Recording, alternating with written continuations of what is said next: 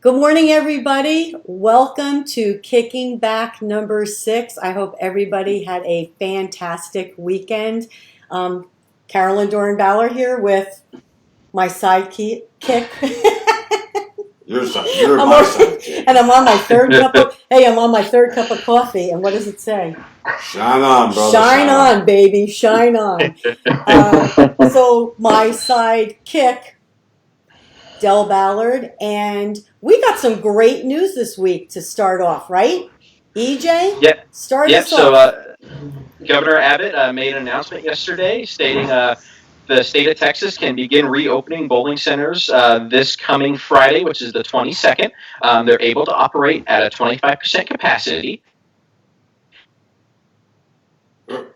Whoa! Being an official What's announcement happening? from ownership regarding the ability to open. So we're just waiting on that announcement. In the meantime, I've been spending a lot of time down at City View making sure that the shop is ready for that new age of social distancing. So we've been cleaning up everything, making sure all the showroom is ready to go. We have made a few guidelines for ourselves while we're in the shop. I know Jeffrey and I, while we're in there working, when we're able to, we're going to both be wearing masks, try to help that ability and protect everyone involved there. When we are going to do a fitting for a customer, we are going to, of course, wear the mask. We're going to wear gloves, and we're going to sanitize ourselves before and after every time we do a fitting. That way, of course, I know it's a little bit more of a intimate feeling or facility when we're doing a fitting. We have to touch the customer's hands and everything else, so we're just trying to protect everybody involved. And then also, we are going to sanitize our front counter every hour just to protect everyone, that comes in and out. Of course, we could always do it sooner if we need to. If we feel the need, we will definitely take every precaution when we do open. So again, stay tuned to our Facebook page for Ballard Bowling Academy at City View Lanes, of course, Ballard Bowling Academy at Watauga, and the mothership page, Ballard Bowling Academy, to make that announcement regarding our City View Lanes location. But Jeffrey, I think we do have an announcement as far as Bowler Watauga is concerned. Yeah, so the best thing about Governor Abbott, he did say that bowling centers can't open with 25% capacity. So Valero Watauga has decided they will be opening Friday at 4 p.m. and we will be open from 4 p.m. to 8 p.m. The plan is to get in there on Thursday. I'm going to sanitize every single thing I can within the shop and to get ready for everybody to come in and feel comfortable when we are drilling their bowling balls and fitting them as well. You had clicked in there a little, EJ, when you started, but one of the things I want you just to really quickly recap is you had been out and about and you saw that people were taking some extra items off the shelf where it was only maybe one item. I think you did that down at City View, correct? Dealing with the stock? Correct. So when we go shopping, a lot of our first ideas are to shop with our hands. So in order to make that a more of a controlled environment, all of the extra stock we see on our shelves, I've actually removed and placed back in our storeroom and our work areas away from the general public. So when you do come shop, we only have one item on the shelf. So if you see something that you would want to purchase, just let myself or any other staff members that might be there what you would like. We'll get it for you. Just to try to eliminate as many items or as touching as many items as possible, so it eliminates the amount of surfaces that are touched and we have to sanitize and keep up with. I think is going to make it a little easier for everyone in and out of the shop as well as us in the shop working as well. Perfect. Yeah, perfect. Great idea. I love that you guys are always checking on something to make sure you're always thinking, you're always ahead of the curve. So thank you both, Jeffrey and EJ. I also would like to thank Tim Dooley and Jeremy at Watauga and Josh and Colleen at City View for keeping us in the loop through this pandemic and being very workable. We could not be more thankful for them to always include us on what's going on and caring about our business as much as we care about theirs. So I want a shout out to Valero, Watauga, and all of City View for being kind to us. Before we get on to our guest, who it's way too early in the morning for her, but before we get to her, quickly, just a reminder, I know I keep bringing this up, but kids, parents, lots of scholarship money out there. Dan Keegan, scholarship, logoinfusion.com, right there on the home page. They are looking to give away 8 scholarships. Bowl for Life, our friends the Gardeners, great organization, bowlforlife.com. I was on just the other night with Chuck Gardner, always giving back to the industry, kind people. I'd also like to remind everybody that the itrc.com has combine information on their website. So for all of you kids looking for college prospects, I believe it's 9th, 10th, 11th, and 12th graders. Please check that out. Keep checking the Turbo Grips Facebook page. We've got a lot of cool things that'll be happening over the next 2 months. And don't forget about our other sponsors, Storm.com, Rotogrip.com. Not only do they have all of the bowling balls before the pandemic, but you might see some new surprises out there in the next coming months. So make sure to keep checking those pages. So now, I think we're ready. We're ready, and I'm gonna give her a little bit of a hard time here. She is one of the most athletic PWBA members I know. I remember watching her bowl in college, but again, I mentioned 11 a.m. is way too early for her, but she did agree to pretty up for us, although she's got natural beauty. Let's welcome, and I'm going to do it, right? Are you ready? Diana Zavilova. Hey guys, thank you for having me, and I'm really excited to chat with you guys as I haven't seen many faces last couple of months, so thank you. Okay, Diana, 11 o'clock. How did you feel? What did you do last night? Did you have to set your alarm clock? What was that all about? I did have to set my alarm at 9:30, which is extremely early nowadays. The reason why before noon is hard for me to wake up now is because I don't go to bed until 3 or 4 in the morning. Because of this whole quarantine and pandemic situation, my sleep schedule has changed a little bit. Okay. I'm going to assume you're either watching TV or working out till 3 or 4 in the morning. I don't work out at 4 in the morning, Okay. no, but I do watch Netflix. Netflix. All right. Before we get started, interesting. You're from Latvia, but Yes. I'm not sure many people watching know exactly where Latvia is. So tell us a little bit about your hometown.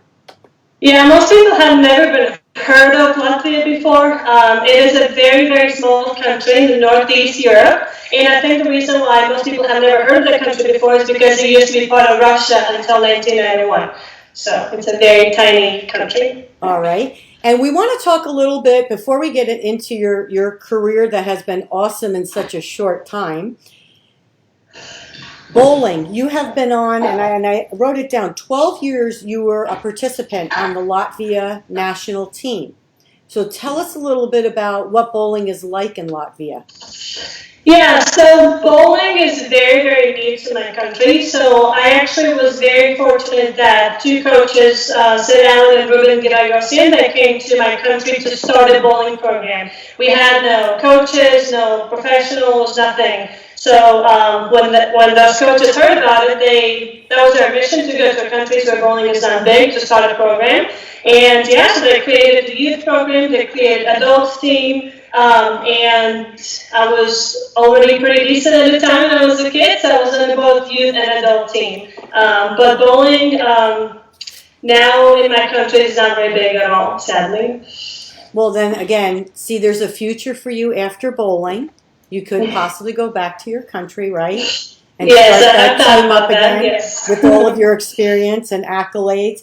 So let's move on to Diana now. You have 4 PWBA titles, 2 of which USBC Queens titles. So I want to talk about your first title because I was doing the sideline interviewing at the time when you won. 2013, you are a senior at Weber International, which is one of the best bowling colleges, as we know. Kegel training facility there in Florida. Dell and Randy, 2 of my favorites. 2013, you are a college senior getting ready to graduate, and you decide, you know what, I'm going to bowl the Queens. So tell us a little bit about how that decision came about. Yeah, so that happened during the summertime. I remember that really well because I was still bowling for my country, Latvia. And the week before the USBC Queens in 2013 in Las Vegas, there was a World Championships, and I was participating. And it was one of those years where the men and women's World Championships was combined. So it was a huge, huge deal. So that was my main goal. That was my priority of the year. I was training for it for a long, long time. And I ended up winning bronze medal in all events, which was awesome for my country, as we don't have any bowlers, and it was, history made for my country. And the USBC Queens kind of happened to be right after that, and I decided to stay in Vegas and just bowl, even though I wasn't going to. But I was already there, and I decided to bowl, and good thing I did. Well, remembering that, you needed to still perform in the 10th frame, the 9th and 10th. You needed to get up and perform, Mark, I believe it was. And as usual, you threw the ball well. And we had talked a little bit about this. How is that feeling for you when you need to get up and perform in those last two frames? What did that feel like to you, not being a professional bowler yet at the time? Well, for whatever reason, the TV setting and TV shows bring out the best out of me. I have made a few shows that perform really well, and it's really hard to beat me on TV. I think it just makes me focus more, and it just brings out the best out of me. And I remember during the college days, I was also a pretty good anchor when I had to strike, for the team. I was pretty good at it. So I think under the pressure and under the lights, I perform really well. So I just need to figure out how to do that more often during qualifying. Yes. I think you do just fine, but okay. Now, all right, so let's fast forward just a little bit. You win a couple more titles, and then your 2016 year to you, I remember speaking to you, you didn't feel like you performed well on and off the lanes. Everything just didn't seem to be meshing. Yet you come back in 2017 and you win the USBC Queens. So tell us a little bit about what did you do after that 2016. Actually, let's take it back. After the season ended, what were you thinking and how did you regroup?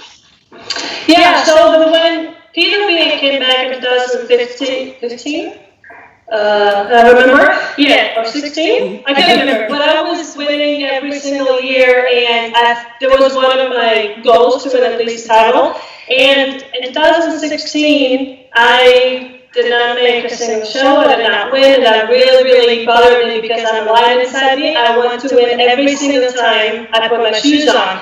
So the defeat really motivated me to get better and make sure it doesn't happen to me again. And 2017 Queens happened and I won again. And the Queens, the reason why I love the format or love the tournament so much is because of the format, because I'm very competitive, so I love the head-to-head match play. That's my absolute favorite format. So it's just me, you, and the lanes, and let's see who's better. I say that all the time. Yeah, Del and I speak about that all the time when some of the ladies or even the kids that are in college ask what tournament should they participate in. For the women, I always suggest the Queens because I think the format is conducive to everyone. You're not really trying to beat a person. You're just trying to get the best score you can to make the cut first. Match play then comes later. So I think it's a good format. I think it's a good training ground for a lot of the younger women and college, especially college kids. Yeah, I always say that Queens is like the easiest, hardest tournament to win because you can win with 540, but you can also lose with 720 in 3 games. So it's just a little bit of luck of draw, but I think it's awesome. It's my favorite tournament of the year. Absolutely. I totally agree with that. We mentioned that you obviously attended Weber International. Tell us what you graduated with. What was your degree in? I graduated with this business management. Okay. And how did your training during your college days prepare you for the tour? I get that asked a lot, and yes, I practiced every single day, sometimes twice a day, and I was very determined, and I wanted to be the best bowler I could be. But college bowling and the PWA bowling, it is so different because in college it's all about the team, and I hate to say, but I can be a very selfish person sometimes. So, but I also come from a team that it's not a full team, right? So, and bowling has always been an individual sport in my mind. So I had to really learn how to be a team player, not be selfish during the college days. So, but the PWA is very individual. It's all you make most of the decisions. Yes, we have awesome bowlers that get to help, but they are not behind you 24/7, like behind just one person. So it is very different, but I did learn a lot of things in college that I can use in PWA Tour. You know, that brings something up, though, and I didn't have that written down. But, of course, in these interviews, it's great because a lot of questions come up based on your answer. And I think every great champion, and I probably want Del to talk a little bit about this, I think every great champion is a little selfish. No, we've talked about that. You have to be. You can't be worried about your roommate. You can't be worried about anything going on around you except yourself.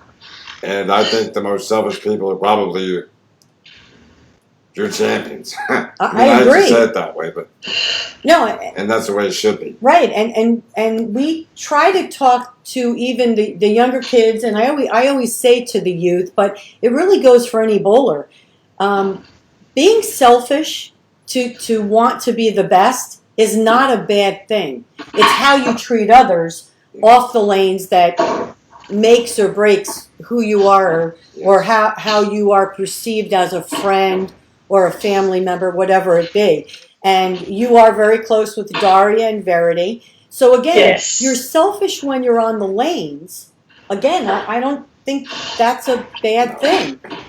But you have your time with your friends, and then you're that person. You're a friend, you're a sister, a cousin, whatever off. And I think that's where you split the time, correct? Because I bowl. A lot of people think that I'm very mean and rude and selfish, but when I lace up, I want to win every single time. I'm not on lanes to make friends. So most people see me on the lanes, and that's how they think I live in real life. But I grew up very in Daria, and they know me and they love me the way I am, and we have such an awesome time on the lanes. I think that's so important. I know we're both very fortunate to have lifelong friends. Some we met before we went on tour, some we met on tour. And true friends, as Vicki Smith always tells me, true friends don't judge. They're there for you no matter what. They understand your good days and your bad days, and they understand your good choices and your bad choices, but they try to drive you in a direction that will always make you a better person. And I think that's very important. So honestly, that's a compliment to you and to your friends who are your roommates, in the fact of you have found that balance of yes, I could not imagine better roommates and friends than those two. Good, and remember that, because those are the people that stand by you now and will stand by you later. So you mentioned a little bit about your practice routine. So I'm bringing EJ in. I want EJ to come back, and she's smiling because she knows where we're going with this. Okay, so EJ, I want you and Diana. I know you have probably spent a little bit more time on the lanes down at City View, watching, drilling, talking with Diana. Tell us a little bit about what's going on down there. Well, and as you were putting it, Diana, everybody sees you when you're on the lanes. And of course, that's your job, that's your work. You're going to work for a reason. And a lot of people don't get to see the behind the scenes, or when you're not in the spotlight. But you are in most tournaments or on a TV show. So, like what I see when you're down there, when the bowling center was open before all this, you're down there 5-6 days a week at least. And it was something that you're always down there bowling. You don't show up, throw a couple balls, no, I don't really feel like this today. Regardless of your attitude and how you felt physically or mentally that day, you're down there putting in the work and putting in the time. And I believe like one of the last times you saw you down at the center, you had a leg day, and your legs were quite sore. You didn't have anything underneath you, but you still toughed it out and still made that practice session work for you instead of making an excuse and going home and putting on something on Netflix. Yeah, I think I get that from my mom because a lot of people don't know that, but back in the day, my mom was a professional swimmer and she's very, very determined and she was an amazing athlete, and I think I get that from her. And I was doing sports my entire life. I was very determined to be the best I could be in any sport that I was doing, and bowling was no different. And when I started bowling at the age of 10, 11, I was determined from that day. And I've been a practice-aholic, or I don't know what you can call it, for a long, long time. And I do believe that hard work pays off. And yes, I've had some not the greatest seasons, but it only makes you work even harder. Mm-hmm. Yeah, and back to our, every week we try to give something to our youth bowlers to take away from all this. In Diana's example, for all of you watching in, no excuses. Get out there, No excuses. get out there, put those practice sessions in, take the time, work on everything, regardless of how you feel that day. If you got to go practice with that purpose. Don't make any excuses. So, but which brings me to our next topic. We got some. There we go. Recently, you moved up to the. Well, so recently, Diana, you moved up to the. Good. We good? Little technical difficulties. Sorry about that. But it's recently you moved up to the Fort Worth area and made City View Lanes, where Ballard's Bowling Academy, our showcase pro shop is at. You made that your home center. So it's what we made some couple changes. Of course, you follow the mantra now. Listen to Dell, which of course, which we've all come across that, and sure you do, Diana. Listen to Dell is usually a good way to go about it. But we made some changes to your grip, especially to help with some of the pressures and squeezing to help your release. So what were some of those changes and how have you felt so far? Yeah, so first of all, I want to thank the City View Lanes and all of you guys for taking me under your wing. You guys have been phenomenal since day one when I got to the bowling center. And like I said before, I'm pretty selfish and to actually listen to Dell. It is something crazy. So, but he hasn't been wrong yet. But yeah, we were working on a couple months ago on my release and grip pressure. As you guys know, I just joined Storm Nation at the beginning of the year, so I had to really get used to the motion, and Dell helped me big time. And so I was working with him, and he was the magician that he is, and he figured out to fix my grip level so that I squeeze less, because I'm a big squeezer, which is not good. So we lengthened the skin in my ring finger, and we put the grip back in. I don't know if everybody knows that, but I usually have one grip in my bowl. So yeah, now I have two of them, and we lengthened the ring finger skin and feel. Well, what I had noticed was the way you had to squeeze it, it forced your release into doing one thing. And when I needed you to do something different with your hand, you didn't feel like you could clear it. You couldn't, because you had to squeeze it to hang on to it. So I knew if you're going to move forward, we had to get your grip changed. And that's what you did. Yeah, because the one thing that Bill and I were working on is to make sure I can stay behind the ball, not necessarily changing anything, but be able to stay behind the ball when I need to. So with the old grip, I had a little bit of difficulty, but with the new grip, I can do it very easily. Perfect. And I think when some of the things and those tools that you and Dell are working on, coupled with some of the changes we made, I believe that actually led to a victory at the Texas State Bluebonnet Queens this year, if I'm not mistaken. Yes, it did. I know it's not, a major or huge event, but I'm very proud of myself how I performed that event, because I was able to use the tricks that Bill and I were working on, and I led the field, and I bowled really, really well, and the day could not have gone any better. So I'm very proud of myself. And thank you, Del, for helping me out. And you're the one who bowls. You're the one that Aw, threw it. Del. Don't compliment him too much. You do know, you really never like to throw urethane that much, correct? No, I never, ever had urethane on my bag. Like, ever. Even if she was on the short patterns, the urethane was just never in my bag. But then Storm came out with the pitch purple, and that ball is going with me everywhere. And I was able to have a good release during that weekend, and it was awesome. It was phenomenal. What I was trying to show you is how you can play them this way. Yep. Just by changing your hand and or ball, and then being able to follow the transitions by using your hand to shape it the way you need it to. And especially that weekend, not many girls were actually playing far right, which was kind of surprising for me. But I was able to stay there most of the tournament, and I'm very proud of that. I was proud of you because everything we worked on, you got to experience in one event.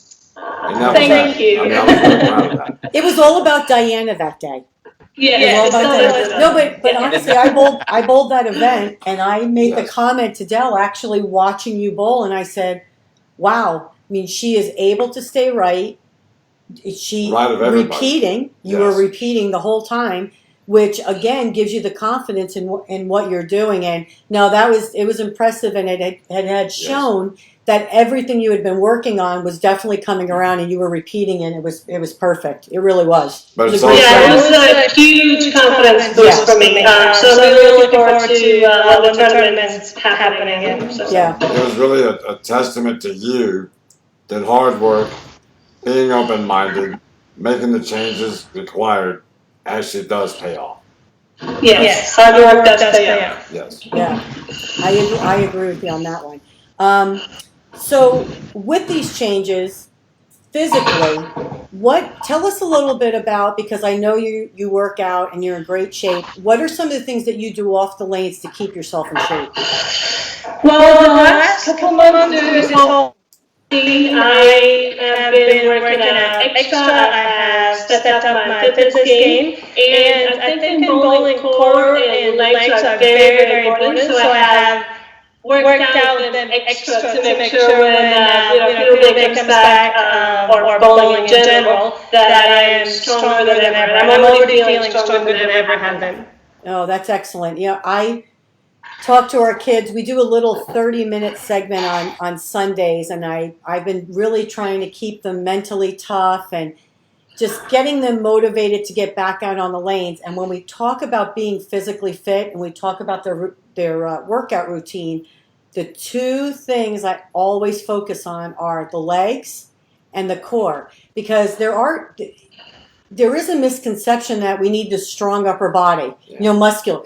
We don't. We need leverage, and we just need stamina for the longer formats. And I try to get them into that routine of making sure they either walk or run or do lunges or squats, whatever they can do to really build that lower body.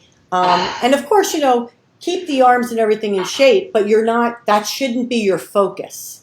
Yes, I totally agree with you, because a lot of people actually think that we generate power from the upper body, which is wrong. A lot of people don't understand that strong legs is what actually creates the power. So you need to have a strong core, because you're swinging a 15-pound ball million times a month and only on one side of your body, so your core has to be strong.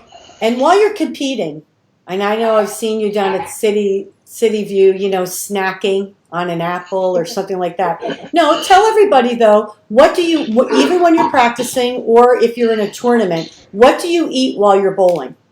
Yeah, you always see I have snacks with me, whether it's like breakfast or tournament especially. But my favorite thing to snack on is protein bars. A lot of times I have apples or like nuts and like little things, but the protein bars is something that keeps me fuller for a long time. Okay, excellent, because that's another thing we really try to instill. Every clinic that we have, we make sure there's water there, the protein bars, peanuts, and God forbid, obviously, if anybody has a peanut allergy, but there's a variety of healthy snacks that we try to get the kids, especially, into the routine of grabbing that instead of running for the Hershey bar. Not that we wouldn't love Hershey as a sponsor, but we don't want them eating it while they're bowling, right? I mean, yeah, you don't want to have sugar while you're bowling because you're going to crash your.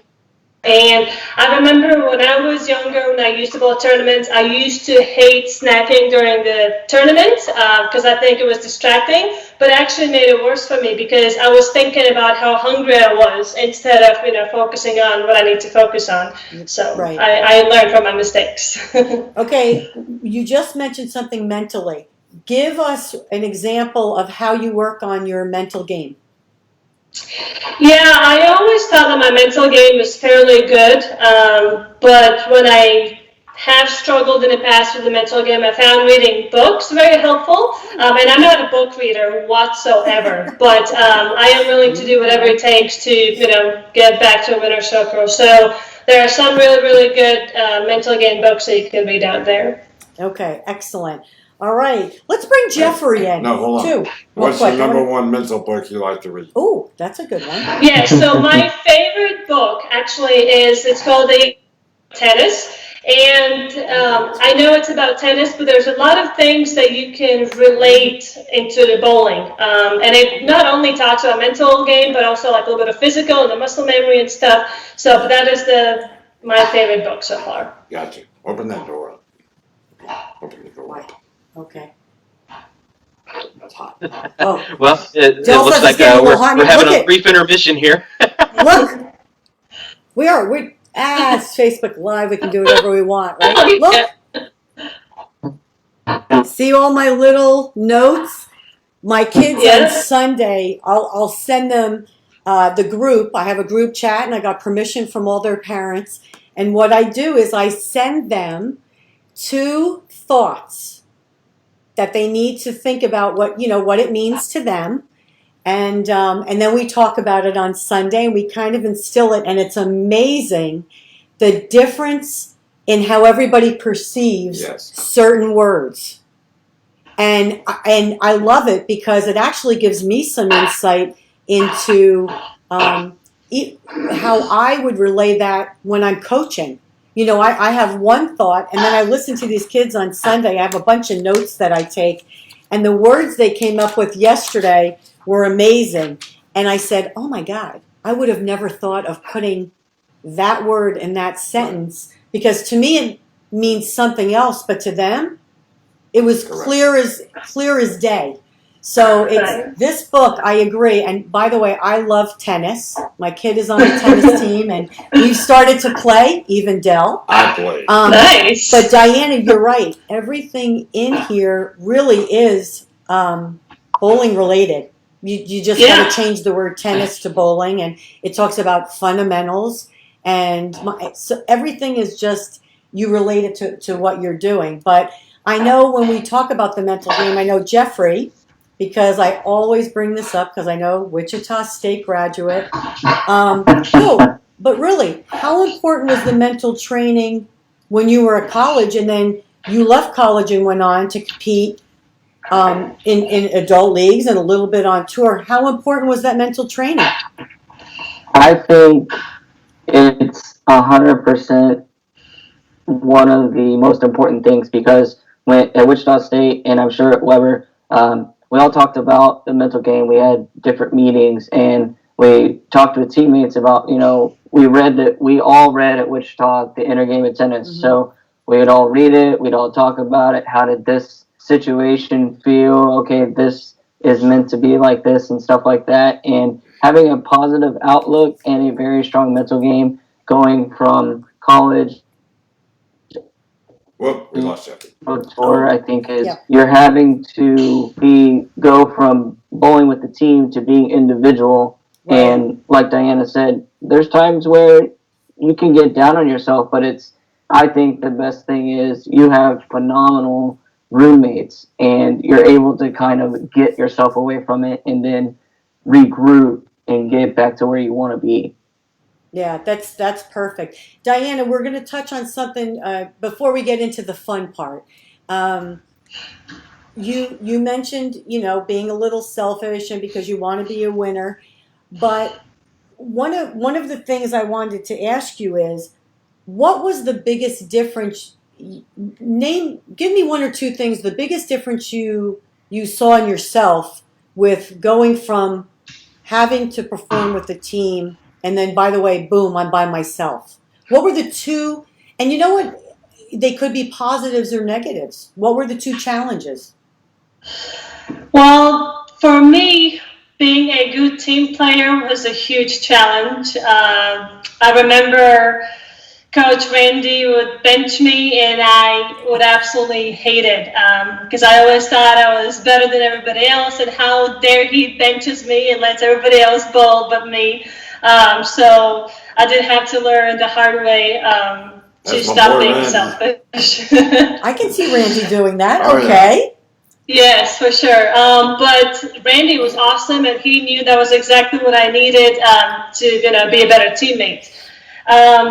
Another thing, I'm not sure, but on the PWA tour, I have learned that sometimes you shouldn't be as selfish, meaning that, for example, we have Storm Team, and it is good to talk to somebody else because you can learn about certain pair or certain lane. So, the less selfish you are, the more it can benefit you. So that's also another thing that I learned. That's as long as it goes two ways.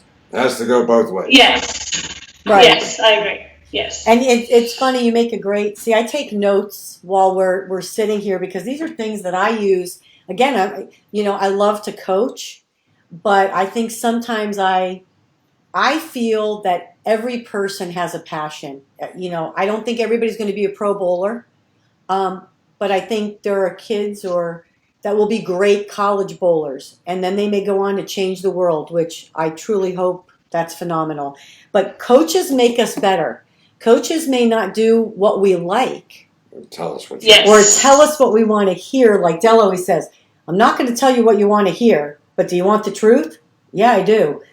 It may not be what we like, but it's only to make us better or make us look at things a little differently. So I think that's a growing experience for all of us, no matter what level of bowler we are, or even in life in general. I think there are people that are just our mentors that guide us in the direction. And again, we may not like what we hear, but guys, step back and just kind of look at the overall picture. So that was great advice. Yeah. I loved that. And eventually you do realize that, like, at the time, it might hurt you and you might be like, why is he doing that? But eventually you do understand exactly why he did it, and then you realize that, okay, this is what I needed. Okay. If I can chime in on that real quick. Yes. That was an exact experience that I witnessed between you, Diana, and Dell when all this started. We were talking about the grip pressures before we made all the changes. At first, you're a little apprehensive because I was not gonna let him change anything. But and then eventually, after time, that was good. You got more and more on board, and as that progressed and you became more confident in that, then the results came, and that was definitely a situation that's directly reflecting what you're talking about. Is at first it can be a little bit of a dicey road. You can be unsure. It can be uncertain. But again, those coaches, especially those, that take that time and invest their time in you, they're there to benefit you. And things do take time. There is no easy fix. So and of course, the coach can only help so much. The player has to be on board with that as well. 100% agree. Yes. Right. Yeah. Well, before we get on to some fun questions, so I'm not going to put the guys on the spot yet. So, Diana, you are a Turbo franchise player, and I thank you for that because you always do the right thing. You never have any issues with Diana. But you use switch grips, correct? Yes, you do. I know you do. Okay, so I want you to tell me your favorite color and why. And a switch grip? Or I just want you to tell me your favorite color because I'm going to make sure you get some outers in that color. Well, when it comes to bowling, because I like colorful things, but when it comes to the bowling balls, I don't like to see color. So I always choose the black grips and the black switch grip and black everything. So I even want to have my black spare ball. So when it comes to the bowling balls, I want them to be dark. Okay. All right, but what is your favorite color and why? My favorite color is purple. Well, throughout the years, my favorite colors have changed, but purple tends to be my lucky color because that's a jersey color I wore when I won my first USBC Queens and my first PBA regional title. So purple is my lucky and favorite color. Lucky favorite. I like that. Okay. And so, guys, you need to be thinking of a question here for Diana, a funny. Okay, and I know you said you always felt like you would be a professional athlete because you come from a family of athletes. But let's put that aside. So if you weren't an athlete, what would you be? I would be an athlete. I would find a sport where I don't know, I would be a professional athlete, but if I couldn't, then I would probably be a coach of some sort in a sport. Okay. I have to be involved in sports somehow, but when I do retire from bowling, I already know that I'm going to rescue dogs. I have the biggest heart for the dogs, and I already have a plan. I'm going to have shelter, and I'm going to save all the dogs I can. So that's like my passion. Well, I have somebody I know that's going to work for you. My friend Vicki Smith, because that's what she wants to do. She just wants to rescue every dog possible. But that's funny that you said that because last night on the storm call, or it was last week, so were you the one that was a skateboarder? Yes. Yes. You were, right? Okay, just touch on that a little bit, though. So you used to ride skateboards, right? Uh-oh. Oh, no. Yeah, I used to do... Oh, no. Go ahead. No, you're back. Is it good now? Yes. Okay. Yeah, I used to do every sport I can think of, and I really enjoyed the extreme ones. So I used to skateboard, I used to do karate, so don't mess with me, I'm just kidding. But My bodyguard. I loved snowboarding, I played piano, I was also dancing, so I was doing like more girly sports, I guess, sometimes too. So I was doing everything, but skateboard was my favorite sport outside of bowling, and I actually got to meet the one and only Tony Hawk, and I think everybody should know who he is. He's the legend of the skateboard, so I actually have a picture with him, which is awesome. That's cool. That is really cool. See, this is why I like this stuff, is because you really get to know people and what they do off the lanes, or where did they come from, and what made them the person they are. So, okay, EJ, do you have a question for Diana? So this is something that, because I've gotten to know you over the last couple months, and everybody has their unique persona. So Jeffrey here is trying to copy your hairstyle. Yes, I saw that. He hasn't quite succeeded yet. My God, but I was curious, what led you to the unique hairstyle that makes Diana Z?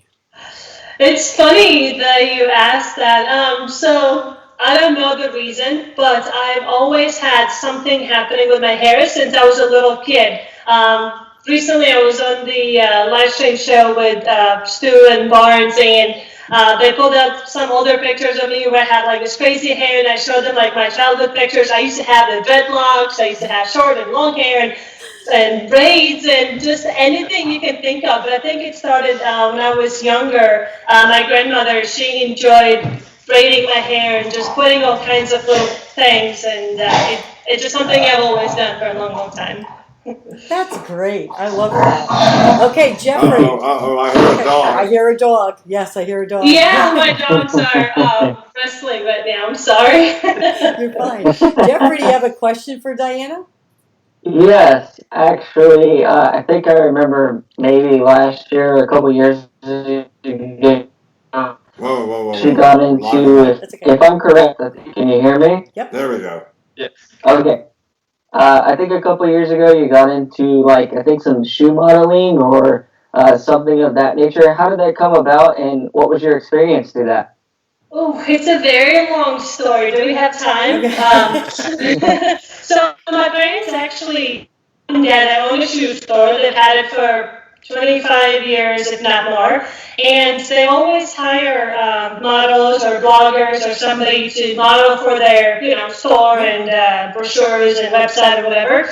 And I think it was a couple of years ago, I was visiting my family, and my mom was like, well, you're pretty, you can model for me, right? And I'm like, no, not everybody can do it. And she's like, yeah, let's try it. And I was like, well, heck, why not? So, and yeah, we had a professional photographer, and I got to experience the modeling industry a little bit, and I gained so much respect for the models because it looks like it's easy, like you're just posing and looking pretty and whatever, but it's actually very difficult because you have to pose a certain way, but it has to look natural, but it is very uncomfortable, but you have to look comfortable. It is very confusing. Yeah. So it took me hours to even figure out how to pose, and the fingers have to be the sort of it is very, very difficult. And yeah, so the pictures turned out really, really good, and the clients of my mom's and dad's shop, they really loved it. So my mom's like, well, every time you come visit, we can do a photo shoot for my store. And I'm like, okay, that sounds good.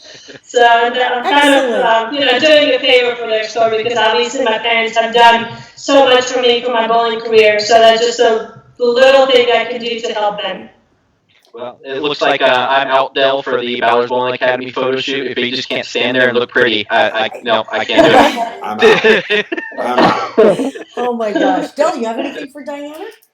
Nope, I think I'm done. You're done? I'm you good. like listening. Yeah, I enjoy the interview. No, but again, you keyed on something, and I always remind everybody, without our parents, I know this group here, without our parents, we wouldn't be anywhere. I mean, my mom, I'm fortunate. My mom lives with me. She's still with us. And of course, they get along great, so don't buy into that. But I'm blessed in the fact of I feel like my daughter's very lucky to have her grandmother here with her. So a lot of what she instilled in me, or our relationship now spews over to that grandmother. Which again, I state, grandmothers are not the people that raise us. Because my mother acted differently with me than she does with Alyssa. So I'm going on record on that one. Yes. Okay, before we let you go, Diana, one last question. Okay? Okay. You have had a great career so far in your short time because you're so young. But tell us something moving forward that we're going to see from Diana, hopefully in 2020. I'm going to stay positive. But if not, moving forward into 2021, what are we going to see from Diana Z? I have put in so much work in the gym and on the lanes when I was able to before this whole pandemic. And I feel very ready and confident. So I think you can expect to see a lot more of me and hear my name a lot. So that's what I'm expecting, I guess. I think we're going to see you on TV, yes, and I do believe we're going to see you in the winner's circle, especially, I got to say, with Dell being a ball rep. You are one of the best, I will say, but then we've got a great team. But we have a great team with Matt McNeil, Steve Jacobs, Jim Callahan, Sean Ryan, yes. And did I leave anybody out? I don't want to. I'm trying to go quickly through our team. Underemployment, yes. Yeah, we do have an amazing team. And I want to apologize in advance to Dell in case if I do become stubborn. That's just, don't worry about it. So I'm sorry in advance. I live with her. You're good. You're way I live with her. I'm used to it.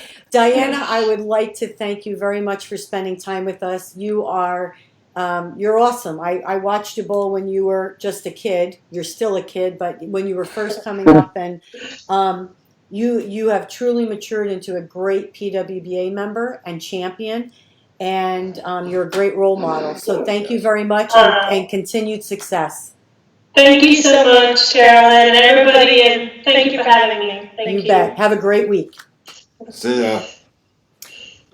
So as we wrap up here, any thoughts, any comments? I have a couple, you know me, but go ahead. Well, again, just want to emphasize to everybody listening, there's no magic here. I mean, it's all about putting in the work to get the results. So everybody and Diana is the prime example of that. She's out on the lanes every single day as she can be, and it's putting in the work, putting in the time, never settling for anything but the best. Right. So, and that's what's going to drive her to be to win more titles as the years go on, and you can definitely expect to see her sporting, hopefully, a Ballard Bowling Academy logo on TV sometime soon. Right. Hey, that's good. You know, it's funny. I'm writing down things as she's saying them because I'm gonna use them with our kids on Sunday. But you know, she remembers that her coaches helped her. Again, not always going to hear what you want to hear, and sometimes it's tough decisions, and it's the coach that makes that tough decision. But it makes you better later on, although you may not be able to see that at the time. So you know that stuck with me. The positive outlook. As much as she is competitive and wants the best, she always tries to find something positive in what she's doing, whether it's off the lanes or on the lanes. Her parents, you know, she doesn't forget where she came from. Again, small country, right? Now doesn't have a national team. She knows what that feels like, so she's appreciative of her time at Weber and her time with her Latvia team, which helps mold you into the person you are.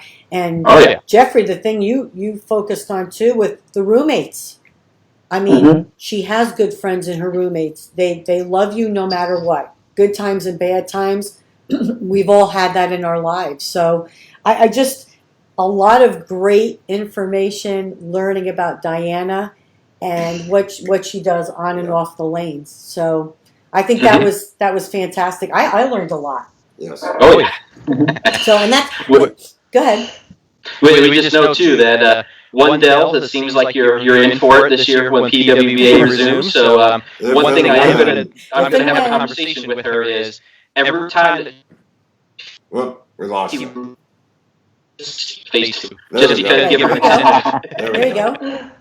So, but that helps smooth that little bit of stubbornness out with her. But I think that we've already gotten through to her, and I think that's only going to lead to a lot of success going forward, and I can't wait to see it. I agree. Me too. I agree. Well, that wraps it up. I thought we were going to be short on time, but we've done a great job. Diana was fantastic. Very good. We had a lot of great information. Just want to remind everybody, let's finish up quickly. Visit our Ballard's Bowling Academy Facebook page. I mentioned the scholarship opportunities. I'm going to post that again today on our Ballard's Bowling Academy page. I'm also going to share our Turbo Grips page because we have got some great information coming out on that page as well. But before we leave, just quickly again, let's just go over the hours now that we will be opening here in the next week or so. Jeffrey, let's start with you. Just repeat, when is Watauga? We're going to open Friday, and Perfect. We lost you too. from 4 to 8 p.m., and then check out our set again. Repeat it real quick. Oh, I'm sorry. No, you're fine. So, we'll be opening Friday from 4 to 8 p.m. Don't forget to check out Ballard's Bowling Academy at Watauga and ballardsbowlingacademy.com for updated hours and more information as things begin to open up a little bit more and more. Perfect. And EJ, one more time, what is our keys there at CityView? Well, our game plan right now is we're awaiting official decision from CityView Lanes ownership to decide what their timeline might be. So again, you can always follow us, as Jeffrey said. We got ballardsbowlingacademy.com, and then of course our Facebook page, Ballard's Bowling Academy and CityView Lanes. That's going to give you the most up-to-date information as far as what that timeline for us will look like. So again, we're getting towards the end of this, hopefully, and back to the new normal, as we like to call it. So stay tuned here in the next few days. We should have more information, and that will be the first place we share it as soon as it comes to light. Okay, and I want everybody to go to our Facebook page and just leave your name. Prove to us that you were watching and letting us know what you thought. We're going to throw everybody's name in a box. And we're going to choose one lucky winner. We're just going to choose a name for a gift card to Ballard's Bowling Academy. And we will announce that winner next week. And we're going to go from Tuesday to Tuesday. Okay? Guys, you're going to remember that? Because you know me. forgetful. So go to our Facebook page, leave your name. Everybody's name's going to be thrown into a basket for a Ballard's Bowling Academy gift card. Thank you to everybody. See you next week.